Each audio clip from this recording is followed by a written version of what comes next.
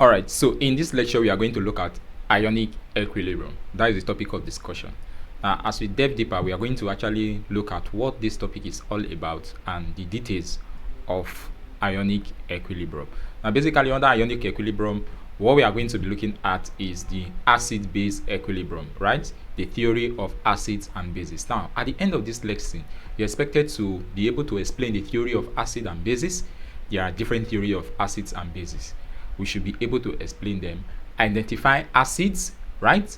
You should be able to also identify base, the conjugate acid and the conjugate bases. It's very, very essential you know this. Then you should be able to calculate the pH for acids and base, and then determine the degree of dissociation or ionization.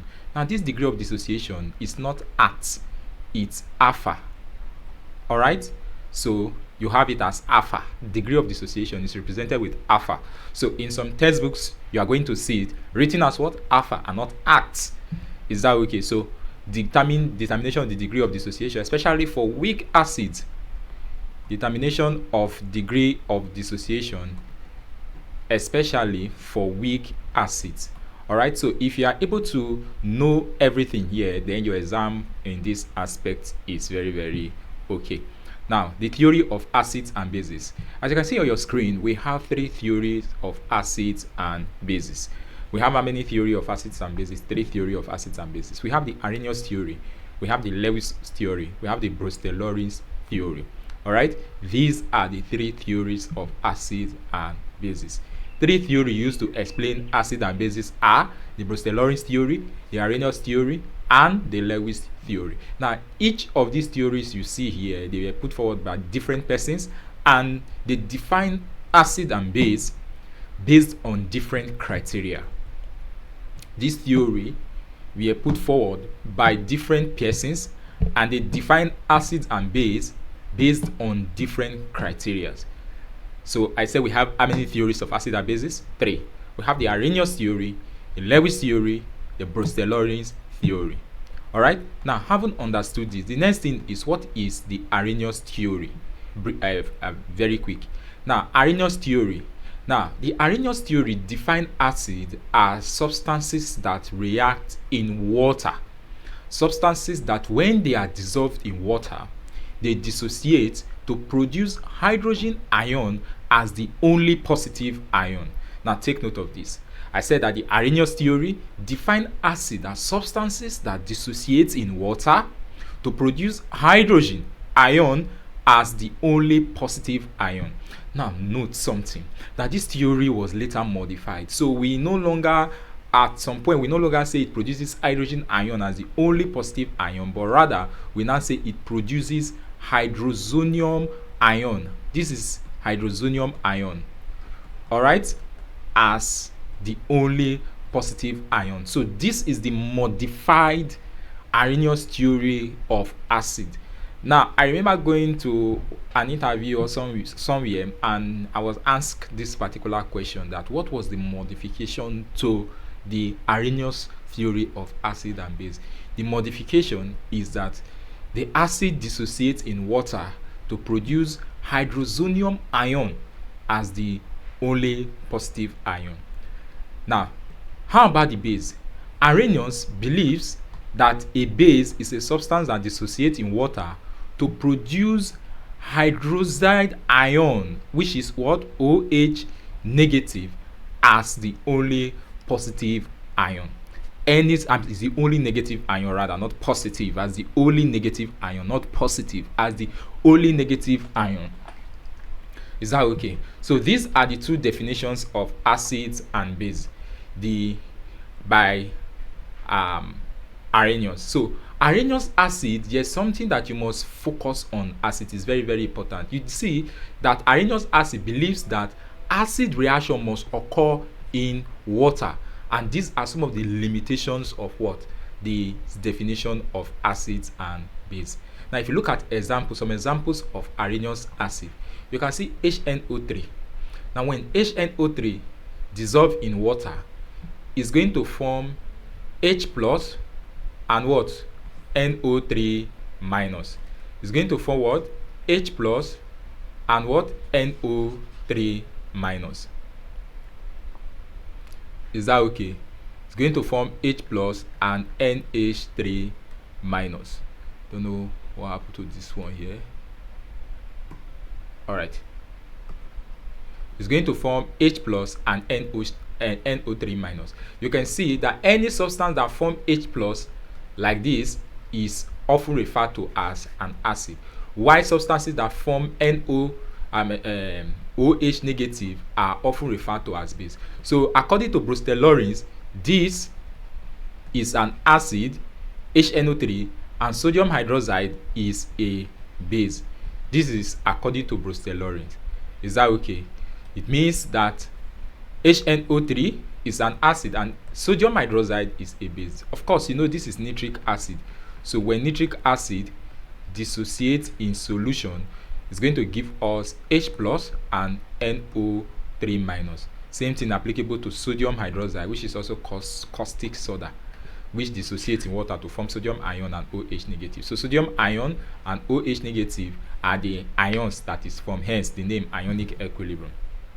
Do you understand? So according to Arrhenius, acids are substances that dissociate in water to form H plus, but I told you that it's now modified to what? H3O plus in solution. Why base form OH negative in solution? So they may ask you, define acid according to so person. You may say define acid according to Brewster-Lawrence, define acids according to Lewis, define acid according to Arrhenius. Now, as a matter of fact, the full name of Arrhenius is Vance. Arrhenius. Don't start somebody's name with a small letter. Start it with a capital letter. Vance Arrhenius. So, what are some of the limitations of the Arrhenius theory? I've stated it before. That the Arrhenius theory, it actually defines acid and base as reaction only in water. That means it limited the scope of what could be called an acid and what could be called a base.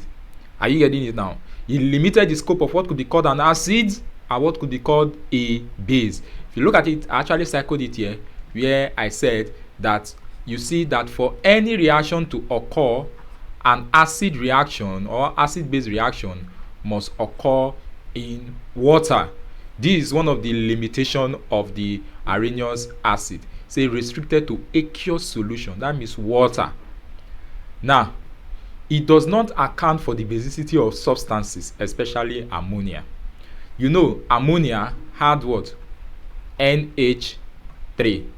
So if it dissolves in water, at the end of the day, it may not really form that OH negative. So this one could not actually explain the basicity of substance, such as what?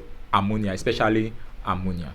Now there is a branch of chemistry that is called non-aqueous chemistry, which we are taught. Now you are going to see that in non-aqueous chemistry, something that is acting as an acid, when it meets with stronger acid, it may now start behaving like a base.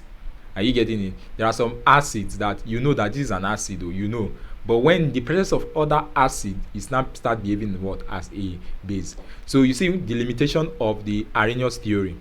He believe that an acid reaction should be, or it should always occur in solution. That means restricted to what? Aqueous solution, and does not account for the basicity of substances, especially what? Ammonia. Especially ammonia.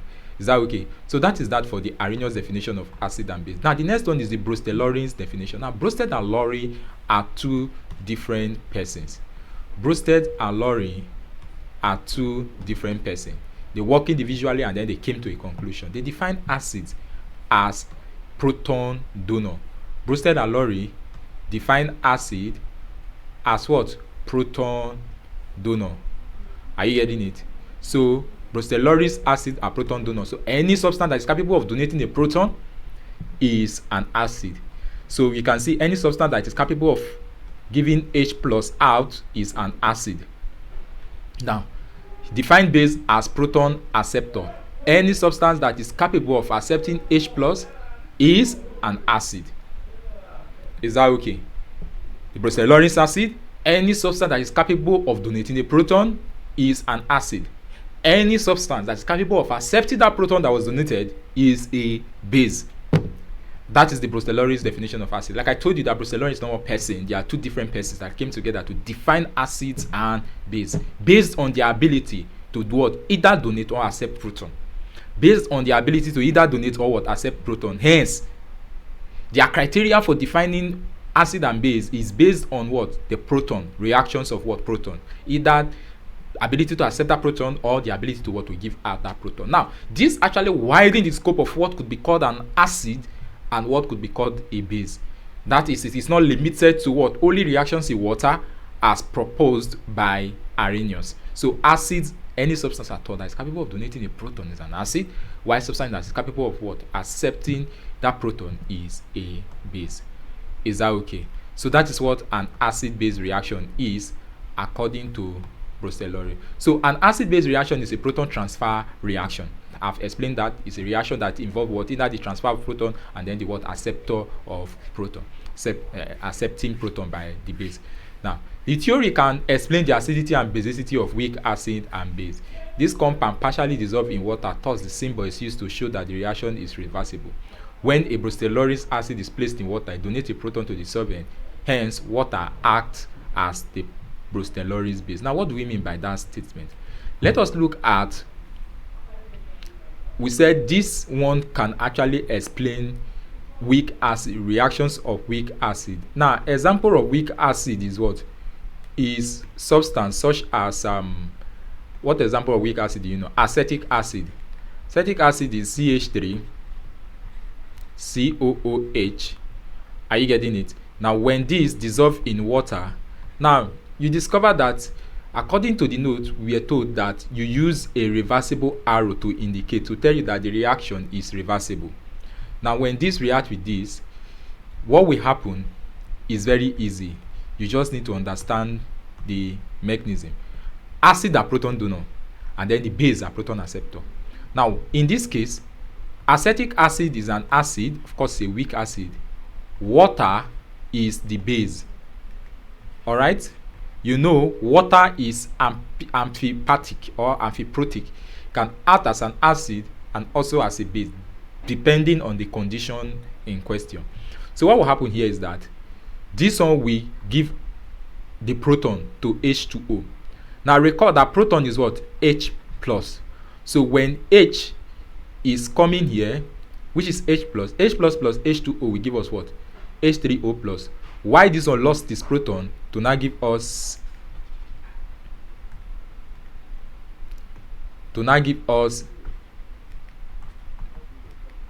not this color, didn't want this color, to now give us something like this, CH3 COO negative, because this one is going with a positive sign, so negative will be remaining here, which is negative, plus.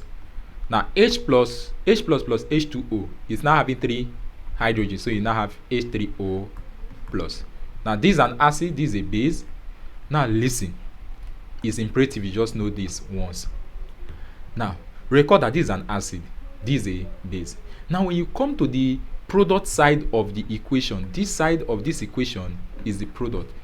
There's something that is capable of acting as an acid is called the conjugate acid.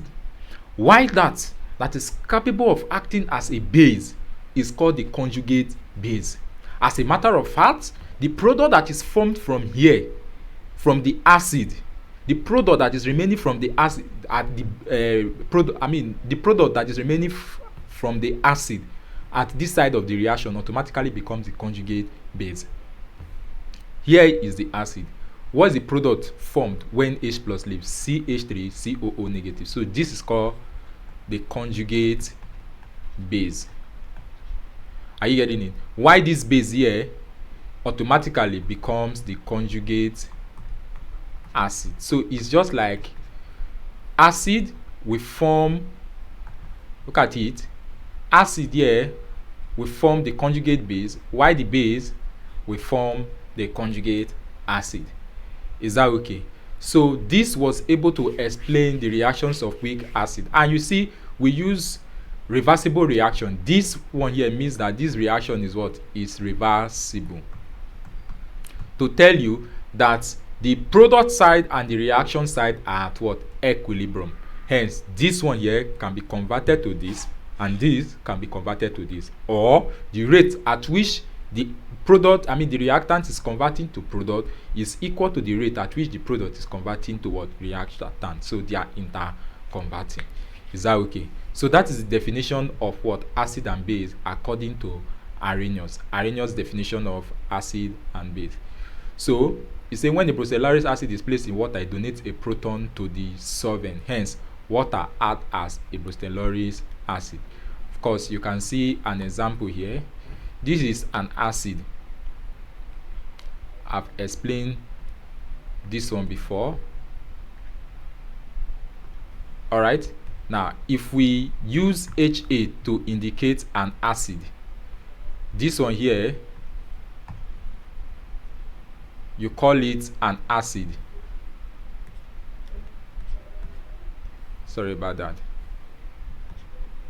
You call this what? An acid. HA as the acid. Why this is H2O? Now, if HA is the acid, of course this is a base. HA is capable of donating a proton to H2O. So when this one donates a proton, it means we are now having H plus here. H plus plus H2O is going to give us this here, which is H3O plus. And then what will be left here? Recall that you remove H plus from here. What will be left here? A minus. Told you that the acid here, the one that donates the proton, is called the acid, while the one that accepts the proton is called the base. So it means that water is the base, HA is the acid. Now I told you that whatever product that is formed at this side from the acid becomes the conjugate base. So when HA donates H plus, what is left? A minus. A minus will become the conjugate base. Are you getting it? There's a mistake here. This one here will become the conjugate base. Is that okay? This here becomes the conjugate base. This is a mistake. A very big mistake here. Not acid. This is supposed to be conjugate base.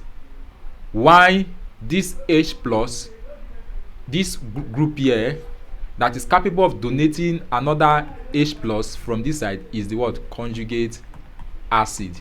This is a mistake here from the material. This is the material lecture I gave to you, so you should correct that. H3O plus is the conjugate acid, while A minus is the what? The conjugate base. So please correct that. All right, I've explained this in that lecture. Now, in the reversible reaction, the hydrozonium ion acts as a proton donor. Hence, it is called the acid. Look at it. That is what they are even saying here.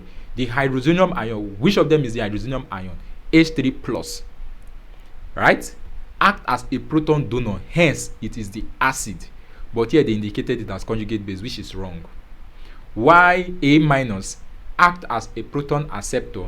Hence, you call it the conjugate base, which is the base. Now, other examples of Brucellaris acid, I've explained this. This one here is the acid donor. This is acetic acid.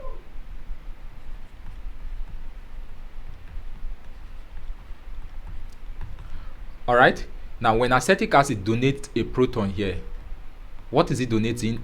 H plus to water. It means what will be left will be CH3COO minus, which is CH3COO minus.